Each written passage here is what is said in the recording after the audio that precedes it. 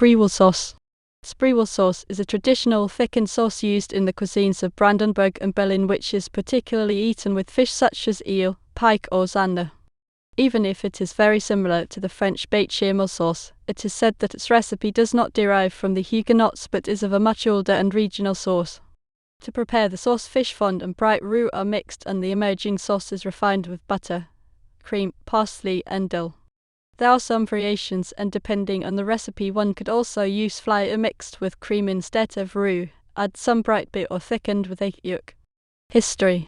The famous German poet Theodor Fontane wrote about the Spreewaldauce, das war kein Spreewaldsauce, wenn kein het auf dem Tisch stand, und das war kein het, wenn ich nicht die berühmt Spreewaldauce begleitet, die mir wichtig tjenig erschien, hier das Rezept in seinen äußersten Amüssen folgen zu lassen.